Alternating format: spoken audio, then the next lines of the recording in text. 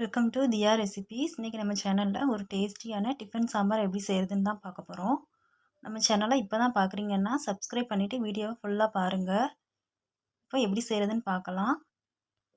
இப்போ இது பண்ணுறதுக்கு குக்கரில் 1 கப் அளவுக்கு துவரம்பருப்பு சேர்த்துக்கோங்க. கூடவே ஒரு 1/4 கப் அளவுக்கு பாசிப்பருப்பு சேர்த்துக்கோங்க. பாசிப்பருப்பு சேர்க்கும் போது சாம்பார் ரொம்பவே டேஸ்டியாக இருக்கும். இப்போ இது 2 தடவை நல்லா தண்ணி ஊற்றி கழுவி எடுத்துக்கோங்க. இப்போ இதில் 2 கப் அளவுக்கு தண்ணி சேர்த்துக்கோங்க. இப்போ ஒரு 10 சின்ன வெங்காயத்தை சேர்த்துக்கோங்க. சின்ன வெங்காயம் சேர்க்கும்போது சாம்பார் நல்லா டேஸ்டியாக இருக்கும். மீடியம் சைஸில் 2 தக்காளி ஆட் பண்ணிக்கோங்க. காரத்துக்கு 2 பச்சை மிளகாய், ஒரே ஒரு சின்ன கேரட் சேர்த்துருக்கேன், ஒரு உருளைக்கிழங்கு, அப்புறமா ஒரு 50 கிராம் அளவுக்கு கத்திரிக்காவை கட் பண்ணி சேர்த்துக்கோங்க. இப்போ இதில் ஒரு 1/2 ஸ்பூன் போல் மஞ்சள் தூள், 1/4 ஸ்பூன் சீரகத்தூள், ஒரு 1/2 ஸ்பூன் போல் காயப்பொடி சேர்த்துக்கோங்க. கடைசியாக இதில் கொஞ்சமாக கொத்தமல்லி இலை சேர்த்துக்கோங்க. கருவேப்பிலையை இந்த மாதிரி காம்போடு சேர்த்திங்கன்னா நல்லா வாசனையாக இருக்கும். இப்போ கரண்டியால் லைட்டாக மிக்ஸ் பண்ணி விட்டுக்கோங்க. இப்போ குக்கரை க்ளோஸ் பண்ணி ஒரு 5 விசில் வச்சுக்கலாம். அப்போ தான் பருப்பு எல்லாம் நல்லா வெந்து வரும். இப்போ ஒரு சின்ன நெல்லிக்காய் சைஸ் அளவு புளியை கரைச்சி எடுத்து வச்சுருக்கேன். இது கூட 1 ஸ்பூன் கடலை மாவு சேர்த்துக்கோங்க. கடலை மாவு வந்து ஆப்ஷனல் தான், சேர்த்திங்கன்னா டேஸ்ட் நல்லாயிருக்கும்.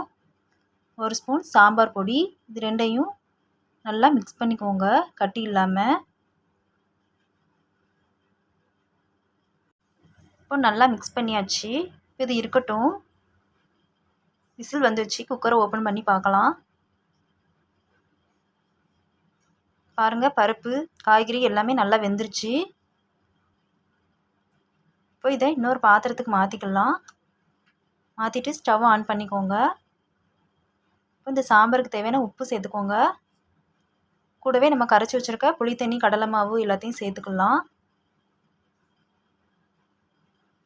ரொம்ப திக்காக இருக்க மாதிரி இருந்துச்சுன்னா கொஞ்சமாக தண்ணி சேர்த்து கலந்து விட்டுக்கோங்க. சாம்பார் பொடி கடைசியாக சேர்க்கும்போது சாம்பார் நல்லா வாசனையாக இருக்கும். இப்போ நல்லா கொதிக்க ஆரம்பிச்சிருச்சு.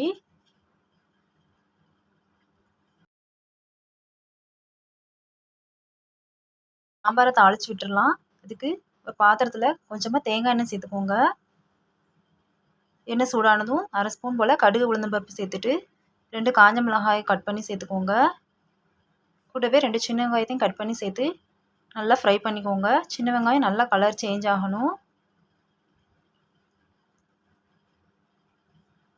இப்போ இதில் கருவேப்பிலை சேர்த்துக்கோங்க.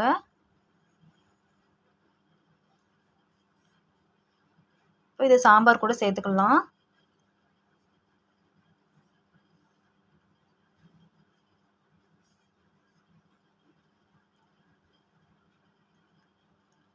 இப்போ ஃப்ரெஷ்ஷாக நறுக்குனா கொத்தமல்லி இலை சேர்த்துக்கோங்க.